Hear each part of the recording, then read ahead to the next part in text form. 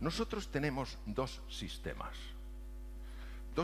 que pertenecen al sistema nervioso. Tenemos lo que se llama el sistema nervioso simpático y el sistema nervioso parasimpático. El sistema nervioso simpático es el que se activa ante una amenaza, por ejemplo, un tigre. El parasimpático es el que se activa cuando una persona entra, por ejemplo, en un estado de serenidad y de silencio. Ahora vamos a desplazarnos al tigre y vamos a entender todos juntos, reflexionando juntos, qué le pasaba a Margarita y la relación que tiene con la biología del silencio. Vamos a ver. Si yo me estoy dando un paseíto por este parque maravilloso de Logroño, a una hora, bueno, tempranera, y me encuentro con un tigre, no es el momento para ponerme a reflexionar de dónde habrá salido. Se habrá escapado un zoológico. Me encuentro con un tigre que me ha visto y le gusto. A ver, vamos a pensar juntos, ¿qué tiene que hacer mi organismo para salvarme? Mi organismo tiene que ser capaz de activar aquello que energéticamente puede suponer la diferencia entre la vida y la muerte. Si vosotras fuerais el cerebro humano y tuviera que tomar una decisión de qué hacer frente al tigre y tenéis que redistribuir la sangre, sangre es energía con glucosa, oxígeno, todas estas cosas, si tenéis que redistribuirlo, ¿a dónde llevaríais la sangre? Contadme. A las piernas, claro, a las piernas. ¿Por qué? Porque ¿para qué os tengo? Para correr. Pero ¿entendéis que no correríamos como corremos habitualmente? No, correríamos más. De hecho, aumenta la potencia, puede aumentar hasta 5 veces. También puede ser que se genere, yo lo experimenté en el Amazonas con un jaguar, lo que se llama una catatonia. Te quedas paralizado. Y el jaguar te mira y dice, qué cosa más rara. Se movía y ahora está quieto. Yo tuve suerte y le engañé. Pero no porque, entenderme, no porque yo dijera, me voy a quedar quietecito, por si no me ve. Eso no engaña ni mosquito. La catatonia es un proceso muy antiguo, desde el punto de vista evolutivo, donde te quedas paralizado y claro, el propio animal, salvo que sea muy curioso, esté muy hambriento, se queda descolocado ante eso y no le gusta. Bien. Y la tercera es que tú vayas contra el animal. Me miráis como diciendo, eso no va conmigo. Sí, sí. Vamos a ver. Os voy a poner un ejemplo. Hace años en Wyoming, una señora fue con su hija a un parque natural que hay allí, muy conocido, Yellowstone, y se saltó toda la normativa del parque. En Yellowstone hay un tipo de oso que se llama...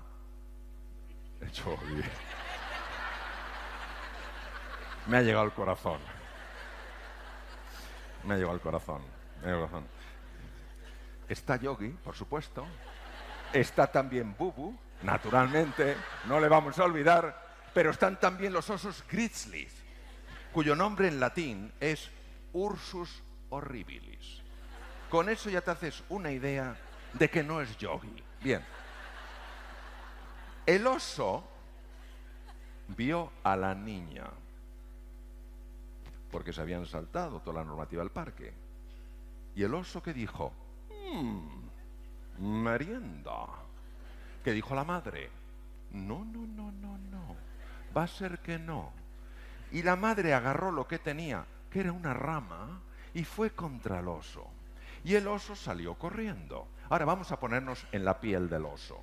Nosotros pensamos que el oso, cuando vio a la madre hacia él, dijo, ¡oh, esa madre! ¡Qué arma tan sofisticada trae! Yo me imagino al oso diciendo, ¿qué es eso que viene con la rama? Bien. Luego también está el ataque, la huida y el bloqueo. Bien. Ahora, sigamos pensando juntos. Si yo me llevo la sangre a la musculatura, ¿de dónde la tengo que robar? Porque el organismo no puede hacer así de repente, hágase sangre. No, tiene que robarlo, tiene que llevar ese líquido lleno de elementos energéticos a las células musculares. ¿De dónde roba? Por ejemplo, el corazón no puede robar del corazón. ¿Por qué? Porque el corazón puede trabajar hasta 5 veces más, ¿entendéis? Es la bomba, tampoco de los pulmones, porque los pulmones están respirando mucho para eliminar el CO2 masivo que se produce, etcétera. Bueno, yo voy a decir de dónde roba, porque esto si no lo estudias, pues es difícil saber. Primero que roba es del cerebro. Porque claro, volvemos al tigre. Ante el tigre, tú no vas a usar esas partes del cerebro dedicadas a negociar, a ser creativo, a plantearte el futuro con precisión y a ver qué aprendes de semejante experiencia única.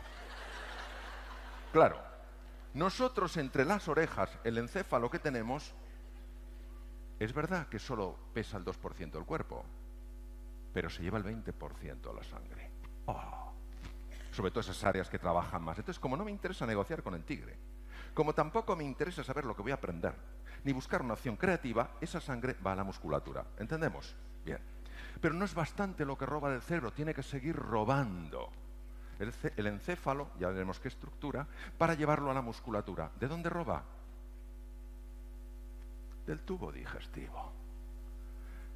Voy a estar corriendo yo por el parque, siendo perseguido por un tigre, y alguien me dice: ¡hay patatas a la riojana! Digo, ¡oh, un momento!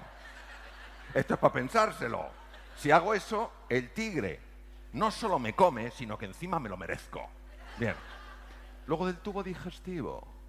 ¿Qué pasa en el tubo digestivo? El tubo digestivo pasan 2 fenómenos apasionantes. El primer fenómeno apasionante es que se paraliza el tubo digestivo, porque no es el momento para comer. Entonces, no sabéis la cantidad de energía que consume el tubo digestivo moviéndose. Son metros y metros. Manejan 8 litros de secreciones al día. Esto es una cantidad de energía masiva. Va a la musculatura. Y se produce otro efecto que es fascinante. Un efecto que te convierte en alguien más ligero. Y si tienes más ligereza, corres más. ¿A que sí? ¿Cómo lo hace? Produce un despeño diarreico. Y si tienes suerte, se resbala el tigre. Valor añadido. Bien. Claro, entonces, ¿qué le pasaba a Margarita? ¿Qué le pasaba a Margarita? A Margarita lo que le pasaba era que la mente humana es capaz, a través del cerebro, de generar una sensación de amenaza emocional que sobre el cuerpo actúa de la misma manera que si hubiera un tigre, con menos intensidad, pero exactamente el mismo mecanismo, las mismas hormonas. ¿Qué ocurría con Margarita? Con Margarita lo que ocurría es que el estómago estaba paralizado. Cuando Margarita comía, la comida no avanzaba a suficiente velocidad y se pudría. Cuando la comida se pudre, fermenta. Cuando fermenta, produce gas, y el gas hincha las paredes del estómago. No hay ninguna medicación que pueda contrarrestar eso. El problema no era la acidez, el problema es la distensión. En el momento en que veremos cómo actuó sobre ella, en que Margarita redujo la sensación de amenaza, su estómago se normalizó. Esto explica también, por ejemplo, muchos problemas en la reproducción, porque claro, si a mí un tigre me persigue y pienso en la reproducción, soy en exceso optimista. Luego también roba de los órganos sexuales. Aunque una vez, recuerdo que me pasó algo curioso. Estábamos así, como estáis en la primera fila, muy cerquita de donde estoy yo, y había un señor que todo el rato me miraba raro. Todo el rato me miraba raro.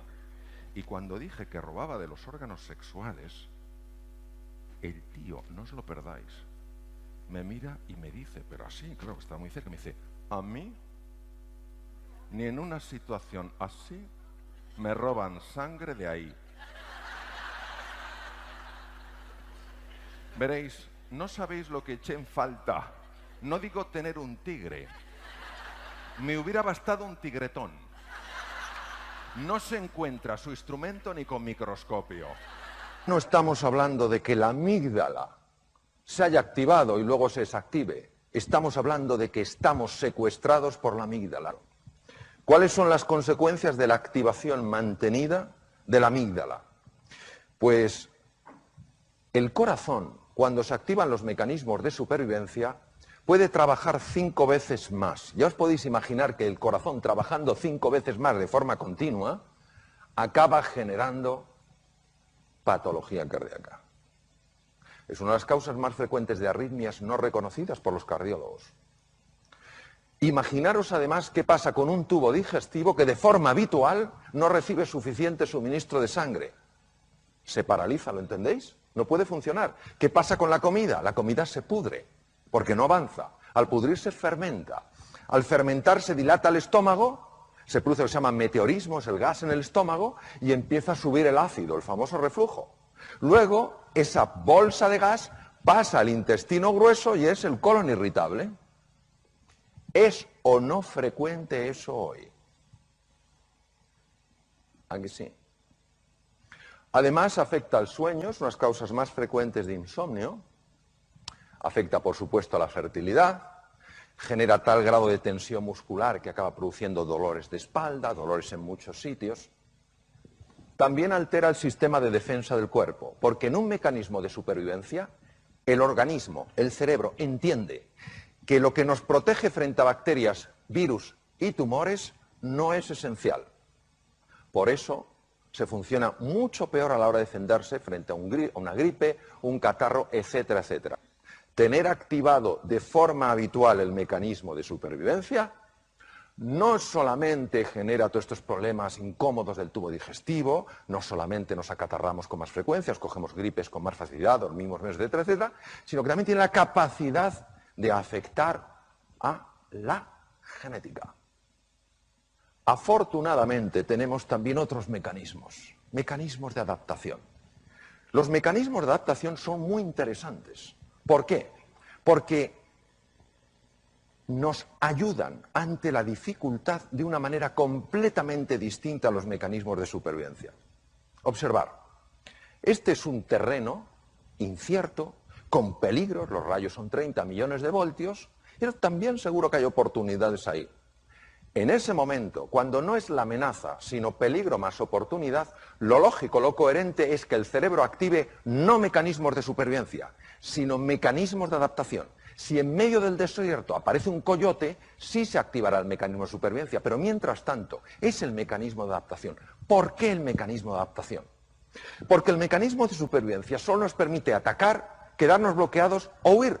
Y ya os podéis imaginar que para explorar un territorio nuevo, atacar, quedarse bloqueado o huir es una pobre opción. Son los mecanismos naturales del ser humano. Nosotros hemos progresado a lo largo de la evolución desde hace 2,5 millones de años porque los mecanismos que hemos puesto en marcha fundamentalmente son de adaptación. Solo ante la presencia de un tigre de dientes de sable o un mamut o un mastodonte hemos puesto mecanismos de supervivencia. ¿Por qué son tan interesantes los mecanismos de adaptación? Por lo siguiente. Cuando el cerebro pone en marcha ese mecanismo, a diferencia de cuando pone en marcha el de supervivencia, la sangre no va a la amígdala, sino que va a la zona prefrontal, la zona clave para prestar atención, para ver las cosas con perspectiva, para tomar decisiones y para aprender. Además, da una orden para que células madre situadas en las cavidades cerebrales empiecen a convertirse en neuronas, y esto se ha probado en adulto. Por eso el mecanismo de supervivencia es el que nos ha permitido aprender cómo entender ciertos patrones en entornos nuevos. Activa la creatividad, la capacidad de atención, la perspectiva, la memoria. ¿Por qué el ser humano moderno tiene de forma habitual, y esto es una cosa súper constatada desde el punto de vista médico, ¿por qué tiene activado de forma habitual sus mecanismos de supervivencia? Si no le ayudan a adaptarse y encima le generan desgaste incluso a nivel celular. Eso es lo que tenemos que resolver. Generamos interpretaciones de amenazas que son creaciones mentales y respondemos como si fueran peligros y amenazas físicas. Ahora, ¿por qué ponemos en marcha estos mecanismos en lugar de mecanismos de adaptación? Entendemos que el cerebro se equivoca, como se equivoca con el tablero. ¿Pero qué hace que se equivoque? ¿Cuál es la causa? La clave es múltiple. Vamos a analizar los elementos más importantes. El primero es el manejo de la atención. ¿Dónde pongo yo mi atención? ¿Dónde me estoy enfocando? ¿Por qué? porque donde llevéis vuestra atención será siempre más real para vosotros. Muy importante, la atención es selectiva. Vemos donde miramos. La realidad es muy amplia, pero si solo estamos mirando a un sitio no veremos lo otro. Mucho cuidado con la toxicidad ambiental. Hay personas que son extraordinarias y a su vez son como agujeros negros. Te chupan la energía. Ves a otra persona igual y dice, ¿tú también has estado con él? Sí. Una cosa es la persona que está pasando por un mal momento o por muchos malos momentos y otra la persona que es fundamentalmente negativa. ¿Entendéis la diferencia, verdad? Mi consejo es distancia, porque os afectará sin que os deis cuenta por vía inconsciente. No penséis que vale decir, no, yo sé perfectamente lo que de esta persona me voy a quedar o no voy a quedar. No es así. Por vía inconsciente está entrando y está afectando a cómo percibo el mundo. Luego, ser vosotros y vosotras los dueños de vuestra atención.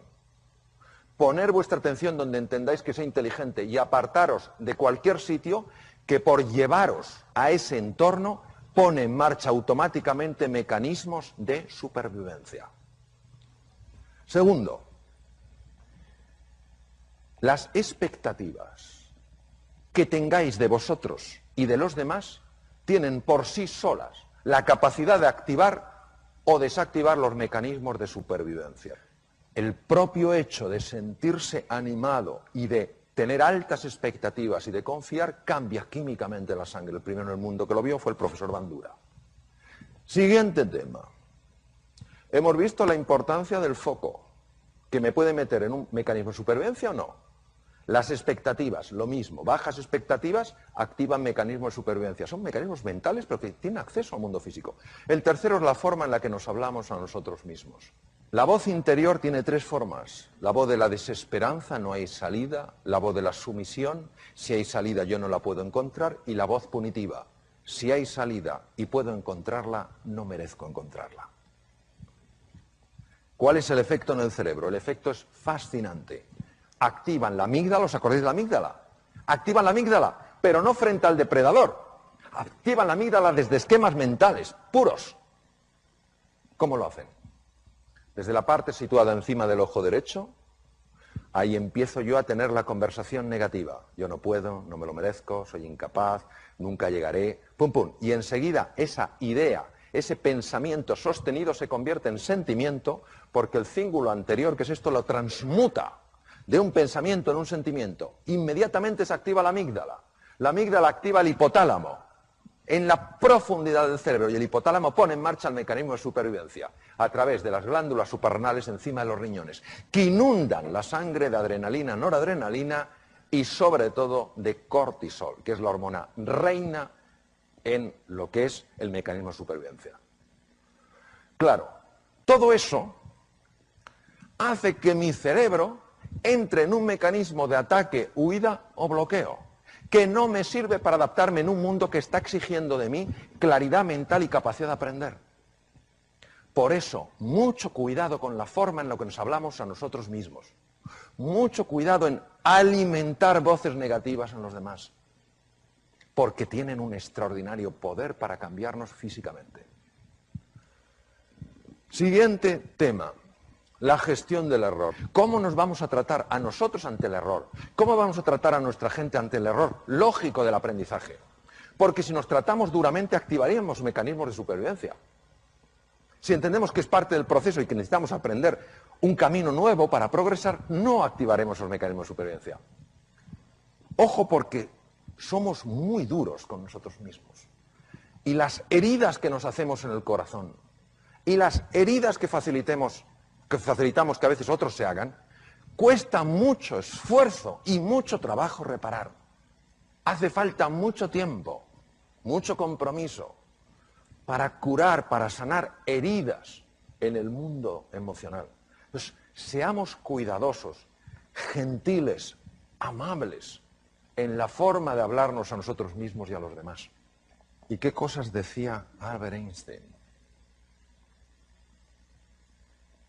la fuerza de la voluntad, la fuerza del compromiso. Es más fácil estar abajo, es más arriesgado subir, pero desde arriba se ve otra perspectiva y se alcanza con la fuerza del corazón, porque lo que el corazón quiere sentir, la mente se lo muestra. La gente sencilla nos puede enseñar grandes cosas. ¿Cuántas veces nos levantamos por la mañana, o me levanto por la mañana, para no generalizar, digo, no sé qué, el agua cuánto tarda en salir caliente, hará frío, no sé qué desastre, está lloviendo? Los guerreros Kun en el Kalahari, norte de Sudáfrica, uno de los territorios más duros del mundo, han convertido los esques, las excusas, en los hayques, las acciones, y en los tenemos que, la responsabilidad. Qué ejemplo para nosotros de lo que es la heroicidad en el día a día. Muchas gracias. Contaras algunas técnicas, consejos o pautas que transmitir a nuestros hijos cuando se ponen nerviosos ante un examen, esa situación de estrés, de nervios que vivimos, cómo manejarla. El estrés es un campo muy amplio y de gran calado. Entonces, yo lo que te diría es que la razón por la que nos ponemos nerviosos la mayor parte de las veces no es por el hecho en sí, sino por la historia que nos estamos contando acerca del hecho. Es decir, hay un examen y esto obviamente es una prueba. Vamos a ver, si no tienes ni idea del contenido, es normal que estés nervioso. Es decir, pero eso ni lo estamos considerando aquí. Es decir, una persona que se va a un examen y no ha estudiado nada, ya le puede decir, ponte a hacer un poco de mindfulness, no te va a venir la ciencia infusa. ¿No te va a venir la ciencia infusa? O sea, no te va a venir la ciencia infusa. Entonces, estamos hablando de una persona que por lo menos ha hecho un esfuerzo, tiene un cierto conocimiento del contenido y lo que quiere es expresarlo bien. ¿Por qué se pone especialmente nerviosa esa persona? Por lo que se está contando a sí misma. Hay un diálogo interno que es absoluto ruido mental que está diciendo, anda que si sale la pregunta que no te sabes, anda que si no lo escribe bien. Es un discurso que ha sido fotografiado con técnicas de resonancia funcional magnética en cuanto a activación de centros cerebrales, ¿no?, que corresponden a ese discurso, ¿no? Yo te diría que hay varias cosas que sabemos que ayudan a reducir ese estado de ruido, vamos a llamarlo ruido mental, es decir, ese nerviosismo como consecuencia de ruido mental. En primer lugar es hacer ejercicio físico. El ejercicio físico por sí solo tiene la capacidad de reducir el ruido mental. El ejercicio físico no implica apuntarse a un gimnasio, sino moverse más. En segundo lugar, poderlo hablar con alguien de confianza, poder hablar el sentir, poder contar el sentir. Y a veces, si no tienes a nadie, escribe lo que te preocupa, pero en un papel tan pequeño que casi no lo puedas ver. Porque el cerebro está interpretando que si puedes poner el problema en un tamaño tan pequeño es que el problema no es tan grande. ¿Vale?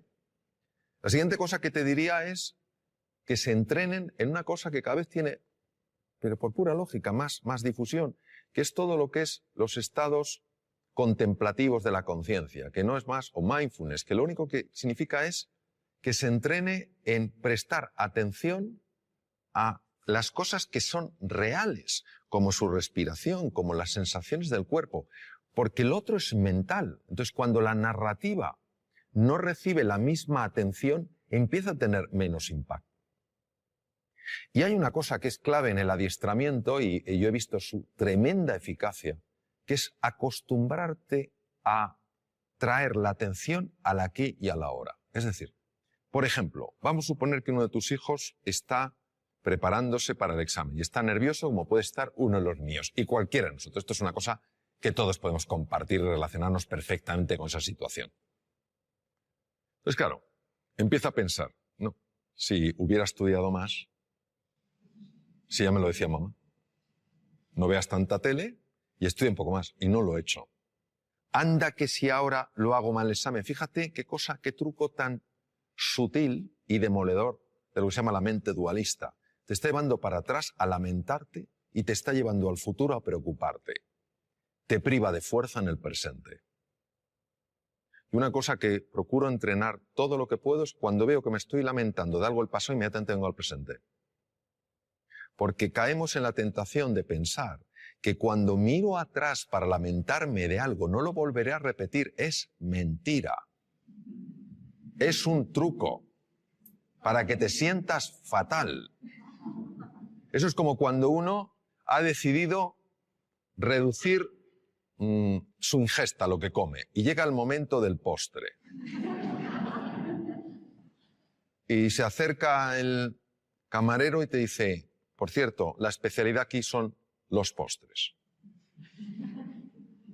Y entonces tímidamente preguntas, ¿no tendrá algo de chocolate? Y dice, señor, la mejor tarta de chocolate del mundo. Entonces es como un deseo irrefrenable de comerte esa tarta de chocolate. Entonces te la comes y cuando te la has comido empiezas a sentirte culpable. No me tengo que comido. Es la misma mente jugando de tal manera que te tenga siempre atrapado. Primero, hace que esa tarta de chocolate sea absolutamente tentadora. Y lo segundo, hace que te sientas culpable. Yo me pregunto, ¿hay alguien que por sentirse culpable ha cambiado alguna conducta? No. Llega la próxima tarta de chocolate y vuelves a caer. Entonces, lo que te quiero decir, cuando se habla tanto del aquí y el ahora, parece que tiene una connotación metafísica o filosófica. No es así, es tremendamente práctica. Cuando tú estás aquí y ahora, la mente no tiene la capacidad de meter tanto ruido. Lo que genera nervios es la mente. Pongamos el ejemplo de un opositor. Este sí que es un examen donde una persona se juega 3, 4, 5 años de estudio, 13 horas diarias, saliendo como mucho un día o medio día a la semana y hipotecando toda su vida profesional a ese examen. 300 temas. Se lo sabe. Llega, le dan al bombo, tema 120 y se queda en blanco. Se retira, se levanta la silla, se va y justo le sale el tema 120. ¿Se lo sabía? Sí. ¿Por qué no ha salido? Porque la narrativa ha empezado a decirle, nunca serás notario. Ese es el problema. Es un entrenamiento. Porque hay que ir en contra de un condicionamiento mental previo. El tema es, ¿cuánto nos va a costar? Yo no creo que esa es la pregunta. La pregunta es hasta dónde nos puede llevar. Hola Mario, soy María. ¿Nos podrías contar qué es el mindfulness y cómo funciona? ¿Y qué evidencias científicas tiene? Sí, claro que sí, María. Lo que pasa es que lo voy a contar de una manera muy visual, porque yo creo que lo vamos a ver mejor. Vamos a suponer que tú y yo estamos dando un paseo, entramos en un parque y vemos un lago, no muy grande, pero un lago. Entonces nos asomamos a ver qué hay en el fondo del lago y si el lago es profundo o no lo es. Pero no podemos ver el fondo. ¿Por qué no lo vemos, María? Porque está el agua turbia. Muy bien. Una de ellas es que el agua esté turbia. Si el agua está turbia, no podemos ver el fondo. Y si el agua no estuviera turbia, sino que fuera absolutamente cristalina, ¿por qué no vemos el fondo? Pues a lo mejor no vemos porque ese agua está agitada.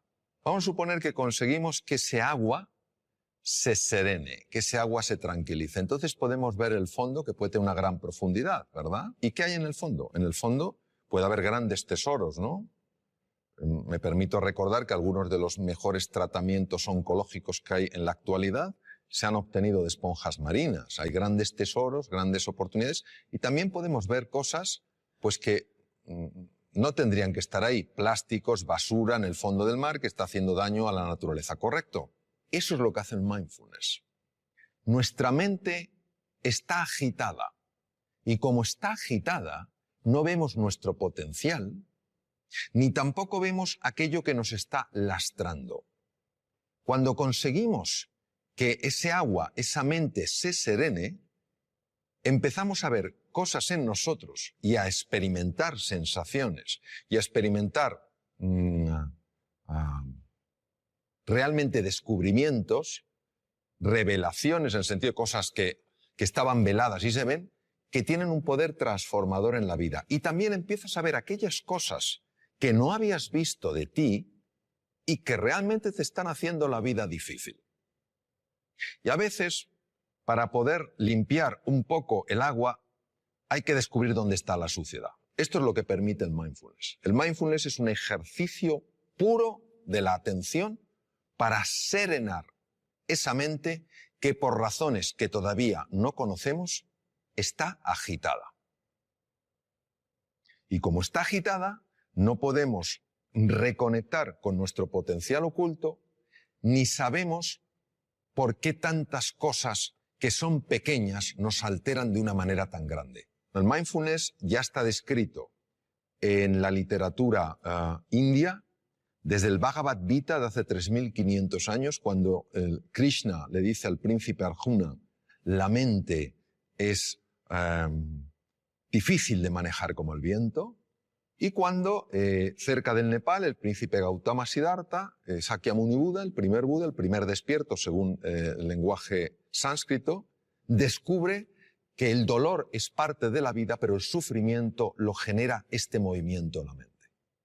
Y que la forma de combatir ese sufrimiento es estabilizar la atención, alejándola de esa narrativa, de esa rumiación constante, de ese ruido que nos impide reconectar con lo que somos. La evidencia científica, pues mira, la evidencia científica es aplastante. Aplastante tanto en la neurociencia contemplativa, que es la que se dedica a estudiar el efecto en el cerebro de los estados meditativos, como en la fisiología cardíaca, en la endocrinología, en la neurología. Es que, fíjate, detrás de muchísimas enfermedades, por no decir de todas, hay un factor que puede pesar más o menos y que es la ansiedad. La ansiedad es generada por el ruido mental. La Universidad de Harvard es pionera en el mundo estudiando esto. Entre el 60 y el 90% de las consultas a médicos generales tienen como uno de los factores clave emociones perturbadoras. Vivir en la ansiedad, vivir en la desesperanza, todas estas cosas. Entonces, eso es lo que hace el mindfulness. A nivel de cerebro, pues por ejemplo, a nivel de cerebro unas cosas que hace es reducir el volumen de la amígdala.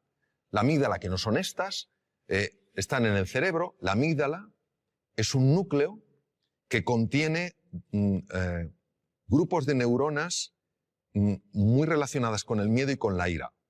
Se ha podido observar con resonancia funcional magnética, que es una técnica de imagen para ver las partes más activas, una reducción en el volumen de la amígdala. Es decir, una persona que practica este ejercicio de atención plena es menos propensa a vivir en miedo y en ira. Imaginemos lo que es esto para la humanidad. En segundo lugar, se ha visto un aumento del tamaño de la corteza prefrontal del lado izquierdo, que es muy importante, por ejemplo, porque tiene un enorme impacto en el sistema de defensa del cuerpo, el sistema inmune. Otra cosa que se ha visto es que un sistema que se llama sistema red neuronal por defecto, que es la que hace que estemos distraídos, empieza a amortiguarse y otra red, que se llama red ejecutiva central, es mucho más activa, es decir, favorece que te des más cuenta de lo que pasa. Esto es importante, por ejemplo, para reducir la incidencia de accidentes. Se ha observado, por ejemplo, cambios en el sistema de defensa, en el sistema inmune. Gente que ha practicado mindfulness sin tener experiencia previa en absoluto, durante 5 días a la semana, a lo largo de 2 meses, 20 minutos cada día, han tenido aumentos entre el 12 y el 20% del sistema inmune. Alguien dirá, pues eso no es mucho. Ah, que te suban el sueldo un 12, un 20%. Mirad lo contento que te pones. Claro, una subida de un 12%, un 20% del sistema inmune es que no te cojas una gripe, o no te cojas un catarro, o si estás lidiando con un tumor, que tu cuerpo sea mucho más agresivo. Mejoras en el tubo digestivo. Te voy a contar una cosa que es alucinante. A mí me lo parece. El tubo digestivo controla el 80% del sistema de defensa del cuerpo. Está ahí. El tubo digestivo constituye otro cerebro, complejísimo, con 500 millones de neuronas. Cuando una persona está súper-tensa, cuando una persona está llena de ansiedad, empieza a producirse el paso de sustancias feas, quiero decir nocivas, desde la luz del intestino delgado y a veces del colon, a la sangre. Y pueden dar lugar a procesos inflamatorios generalizados que ya se están empezando a relacionar como uno de los factores, uno solo, que podría tener su conexión con el Alzheimer, por ejemplo. hace más difícil el control de la glucosa. Es alucinante. Entonces, cómo el mundo emocional, perturbado por una mente agitada, acaba afectando todo el cuerpo. Hay estudios, por ejemplo, la aplicación de mindfulness a personas que están diagnosticadas de esclerosis múltiple, que es una enfermedad degenerativa del sistema nervioso, y se reduce la aparición de brotes, evoluciona por brotes, son menos intensos. Se está aplicando un montón de cosas, es decir, y además por centros tremendamente serios, donde la investigación no es cuestionable ni anden buscando especiales resultados, sino que están muy bien controlados. Lo que pasa es que esto, que tiene 3.500 años de antigüedad, solo le hemos dado una credibilidad cuando una serie de científicos se ha decidido a estudiar qué ocurre en el cerebro y en el cuerpo cuando una persona entra en estos estados de enfocarse en el aquí y en el ahora. Y también nos ayuda a darnos cuenta de la jaula de grillos que tenemos en la cabeza. Y que es una cosa difícil de creer. Que te pasa una cosa que te disgusta por la mañana y te está rumiando hasta la noche. Pues parece que somos vacas. Y que el simple hecho de parar eso hace que el organismo, que tiene una capacidad natural de recuperación, pueda recuperarse. No hay nada mágico aquí. Bueno, sí hay mágico. Que la vida es mágica. Eso es lo que hay de mágico. Pero a veces estos diálogos que tenemos bloquean la magia, no porque la anulen, sino porque no la dejan florecer. Te he oído decir que la mayoría de los seres humanos se mueren con la música dentro sin haberla oído sonar. ¿Qué quieres decir exactamente con eso? Y bueno, para los futuros padres, ¿qué podemos hacer para que nuestros niños no les pase esa cosa, ¿no? Recuerdo una cosa que leí de Víctor Hugo que me impresionó mucho, ¿no? Víctor Hugo decía, el problema nuestro no es que nos vamos a morir, es que no sabemos cómo vivir.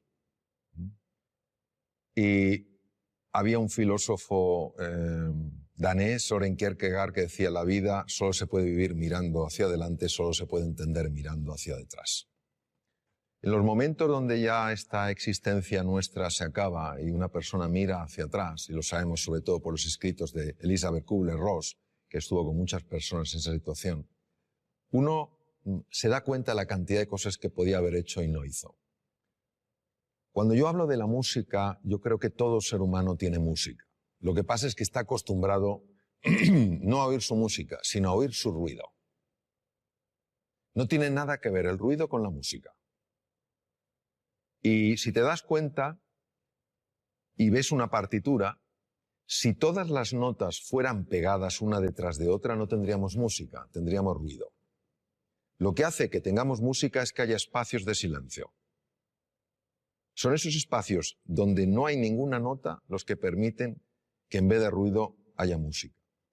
¿Qué quiero decir? Quiero decir que esta vida, yo creo que el tiempo que la vivamos es una vida para vivirla con intensidad, con dificultades, con desafíos, que nos enfoquemos en lo que realmente es relevante. Que cuando llegue el final de nuestra vida, digamos como Neruda, confieso que he vivido. Que podamos decir, confieso que he vivido la vida y no que la he visto pasar. Y esa toma de conciencia, esa reflexión, es lo que creo que nos puede ayudar sencillamente a que la música emerja. Porque el ser humano está llamado a eso, a hacer sonar su música. O sea, todos tenemos una música. Y es una música preciosa, todas diferentes, todas complementarias. Eso es lo que quiero decir, que no nos conformemos con vivir una vida de ruido, sino que vayamos encontrando esa música a base de enfocarnos en las prioridades, para que al final de nuestra vida podamos decir, como decía Neruda, confieso que he vivido. Hola Mario, soy Charo y mi pregunta es la siguiente. ¿Por qué los humanos tropezamos 100 veces con la misma piedra? Bueno, me temo que en este caso la respuesta será de menor nivel que la pregunta. Yo creo que los seres humanos tropezamos 100 veces sobre la misma piedra por falta de humildad. La humildad es para mí la virtud más grande que existe porque es para una persona probablemente la más difícil de vivir plenamente, que no es la modestia, no es ser una persona así apocada, es la humildad de corazón. Cuando una persona es realmente humilde, y no lo digo por mí porque desafortunadamente no lo soy, pero sí por personas con las que he estado, grandísimos seres humanos con una humildad aplastante, son personas que tienen mentalidad de principiante. Es decir, puede ser un premio Nobel y te está escuchando como si fuera un alumno tuyo. Pero ¿yo qué le puedo enseñar a este hombre?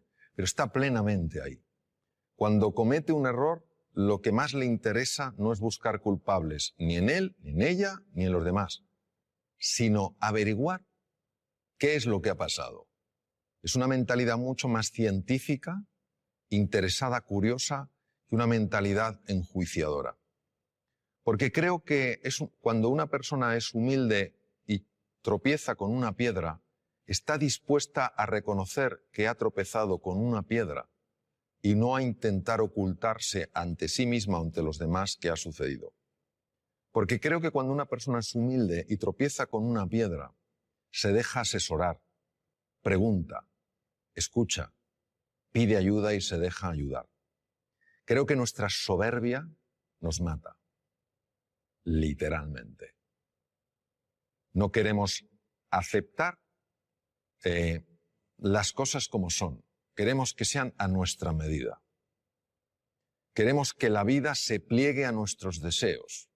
Por eso no fluimos con la vida. Cuando aparece algo que no nos gusta, nos preguntamos ¿por qué? En lugar de ¿para qué? Y todo eso creo que es lo que hace que nos cueste aprender. Y si yo lo llevara a una metáfora, creo que la vida se vive en plenitud cuando el que pilota el coche es la conciencia. Y en el copiloto va el ego. Pero cuando el ego es el que pilota, te puedes tropezar 100, 1000, 100.000, que nunca aprenderá. Bueno, creo que ha llegado el momento ya de terminar. Aparte de expresaros mi profunda gratitud por las dimensiones tan amplias y profundas de vuestras preguntas, pues un poco resumir, tal vez desde otro ángulo, lo que hemos estado hablando, que es que el ser humano es indivisible. O sea, una persona puede tener un hígado, pero una persona es más que su hígado. No somos casos clínicos interesantes, sino seres humanos completos. Y que la faceta física, el cuidado del cuerpo, de la nutrición, el hacer ejercicio físico es muy importante. La faceta mental, dormir bien, dormir suficiente es importante. Es más importante dormir que comer, fisiológicamente hablando. Que la faceta mental es clave, que tenemos que aprender todos a gestionar mejor nuestra mente, a enfocarnos en lo esencial, a usar un lenguaje que nos ayude, no que nos anule, a interpretar las cosas de una forma que nos permita salir adelante, no quedarnos atascados, ¿no? Que el elemento afectivo es esencial, buscar lo positivo en las cosas, más que los porqués, los paraqués, más que los esques, pues tal vez los hayques, a lo mejor más que solo me queda, pues los aún me queda, ¿no? Y que luego hay una dimensión espiritual en la existencia humana que es muy importante y que nos abraza a todos, que es la vida con propósito, es decir, que nuestro propósito no es solo experimentar la felicidad, sino ayudar a otros seres humanos también a ser felices. El origen del estrés es la percepción de que uno está en un mundo incierto, en un mundo que no puede controlar. Hay una variedad de estrés, que es el eustrés, que es positiva, donde ante el desafío, el reto, una persona se crece. Su agudeza mental se dispara, su capacidad de aprender mejora, su concentración también mejora y toma decisiones más acertadas y que le llevan a resultados más deseables. Pero hay otra parte que es el distrés. El distrés es la parte negativa del estrés cuando una persona se siente superada por las circunstancias, se siente pequeña, insignificante frente al reto. ¿Qué podemos hacer las personas para no tener que experimentar el sufrimiento que procede del distrés? Pues fundamentalmente recuperar el valor de la persona. Es decir, muchos seres humanos hoy se sienten vistos y tratados como si fueran objetos o simples medios para conseguir cosas, sea poder, sea dinero, sea fama, sea prestigio.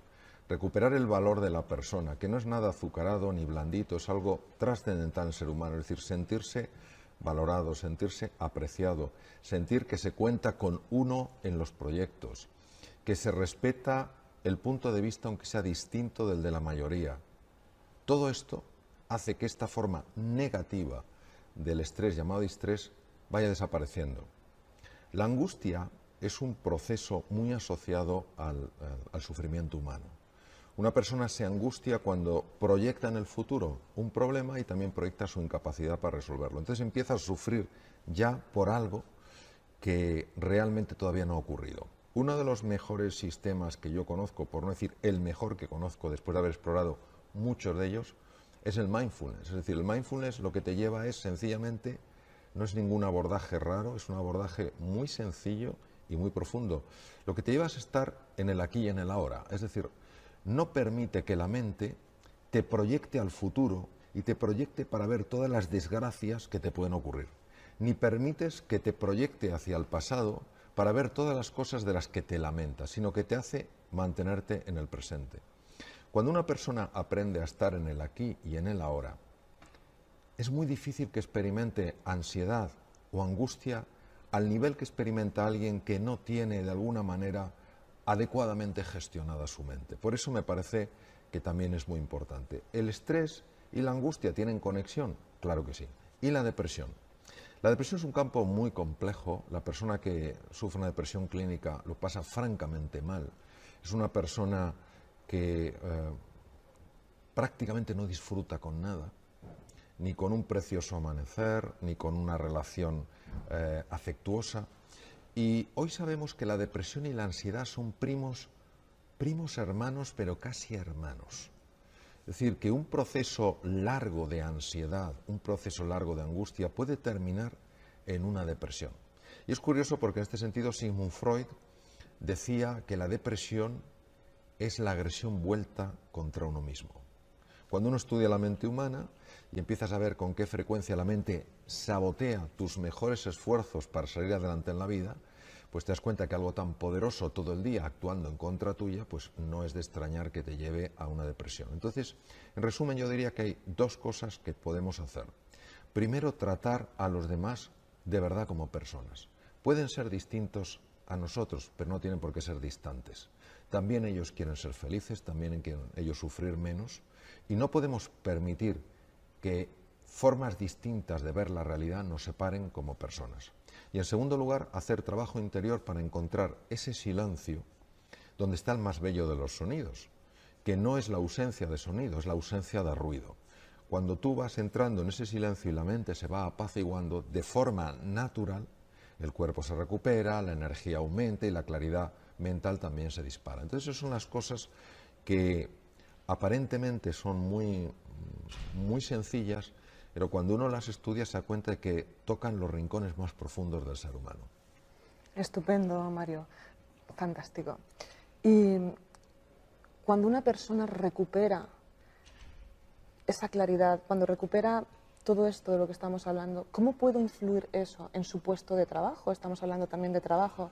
¿De qué manera puede beneficiar a la empresa que la persona recupere ese equilibrio? Sí, ha habido una serie de investigadores a lo largo de la historia que han hecho aportaciones verdaderamente importantes. La lástima es que muchas de esas aportaciones no salen de los centros de investigación y personas que no están en ese mundo pues tampoco saben de qué manera se podrían beneficiar de esas investigaciones y de esos descubrimientos.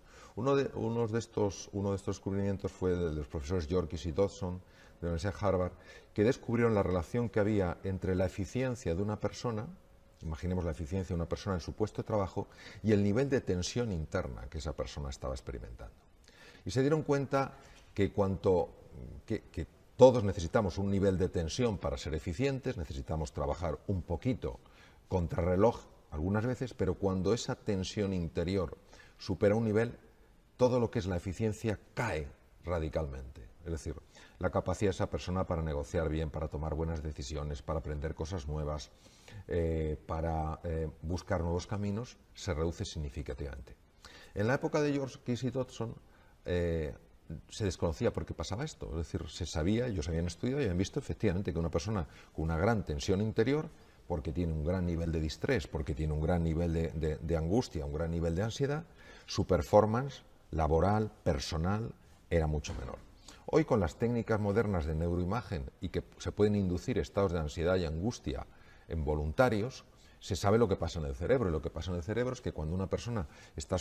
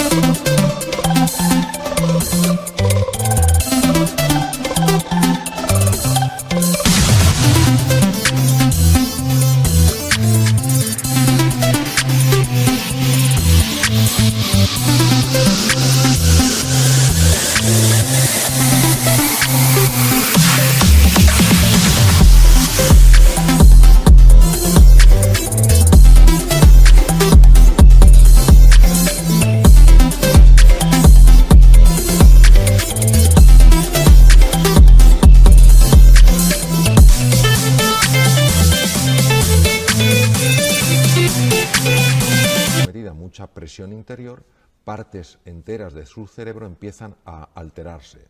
Partes que son muy importantes a la hora de tomar buenas decisiones, a la hora de pensar con claridad, a la hora de mirar las cosas de una forma sosegada, de una forma serena. Y claro, por eso se comprende que una persona emocionalmente bloqueada es una persona psicológicamente anulada. Por eso tiene tanta importancia buscar espacios de silencio, espacios de recogimiento y sentir la cercanía de otras personas. Personas que sabes que si te caes y cometes un error, no te van a señalar con el dedo, sino que te van a ofrecer una mano para levantarte. Son cosas sencillas, pero tienen un impacto, como decía antes, muy profundo en el ser humano. Y por eso las personas felices, las personas que se sienten rodeadas de otros seres humanos que se interesan por su bienestar, que forman parte de proyectos que son inspiradores, son personas que esto, vamos, no tenía la ciencia que haberlo demostrado. Intuitivamente es algo que uno ve con absoluta claridad. Son personas mucho más creativas, mucho más proactivas, dan muchas mejores iniciativas. A veces a mí me sorprende cómo nos cuesta tanto ver esta relación tan evidente. Última pregunta, Mario. Fantástica tu respuesta, como siempre. ¿Qué les podríamos decir a empresarios y a empleados para que mejoren o hagan más amable esa convivencia dentro de la empresa? Bueno, yo les diría lo que mostró el profesor Rosenthal, también catedrático de psicología en Cambridge, lo que demostró el profesor Rosenthal y que se llama el efecto Pigmalión.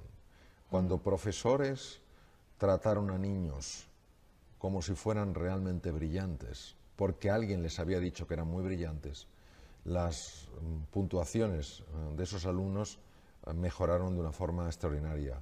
Su nivel de aprendizaje aumentó de una forma verdaderamente llamativa. Cuando a los profesores se les dijo que otros alumnos eran torpes, no importaba lo que hicieran esos alumnos, al final su performance era muy bajo. Es decir, la imagen que tenía el profesor inconscientemente influyó en los alumnos. Si el profesor tenía la imagen de que ese alumno era un alumno muy bueno, pero el alumno no aprendía, el profesor se lo explicaba de otra manera. Si el alumno cometía un error, el profesor automáticamente interpretaba que hasta la gente más brillante comete errores y no valoraba especialmente ese error, sino que le ayudaba a aprender de eso que había pasado. Pero cuando el profesor creía que ese alumno era torpe, si ese alumno no aprendía, automáticamente decía, ¿cómo aprender? Si es incapaz de aprender. Cuando el alumno cometía un error, no lo percibía como el otro, lo percibía como una muestra clara y diáfana de la incapacidad de ese alumno. Es decir, lo más importante es cómo ves tú a los demás. Cuando una persona se ve vista como alguien que tiene un extraordinario potencial, de forma natural empieza a expresarlo. Jean-Paul Sartre, el filósofo existencialista francés y premio Nobel, dijo, yo soy como tú me miras. Yo creo que somos espejos frente a espejos. Y cuando tú tienes personas a tu alrededor, independientemente de su formación, pero tú entrenas esa mirada para buscar la grandeza en esas personas, algo en esas personas lo nota y empieza a responder. Y esto es lo que necesitamos, no quedarnos con el envoltorio, no quedarnos con la apariencia, no quedarnos con el simple performance, sino fijarnos en el potencial. De hecho, para mí la gran diferencia entre un manager y un líder es que el manager solo se fija en el performance, en lo que una persona hace. Un líder también se fija en el potencial, qué es lo que esa persona podría hacer. Y continuamente, en cualquier interacción, está interactuando con eso. Estamos hablando de una parte muy sutil y muy profunda de la persona. Pero lo que es innegable es que esa persona que se siente vista como alguien que pueda aportar cosas valiosas, como alguien en quien se confía, empieza a desplegar un talento sorprendente. Y si no, que cada uno revise su historia personal y verá con claridad meridiana que ha habido una serie de personas, pocas habitualmente, que gracias a ellas tú has confiado más en tus posibilidades, has tomado decisiones que te asustaban y que te han abierto mundos. Entonces, claro, ser una persona de esta calidad es un legado maravilloso para el mundo. Porque, claro, cuando tú eres capaz de transmitir a alguien, tú de verdad vales, yo creo en ti, y como consecuencia de eso esa persona da un giro a su vida, claro, esa persona a su vez va a influir en otra, y esa en otra, y esa en otra. Resulta que tú estás dejando un legado no para la siguiente generación, sino mejor para decenas de generaciones posteriores. Entonces, claro, es una pena que dejemos pasar esta oportunidad que, como decía Epítaco de Mitilene, uno de los 7 sabios de Grecia, la oportunidad es una puerta que nos abre infinitas posibilidades.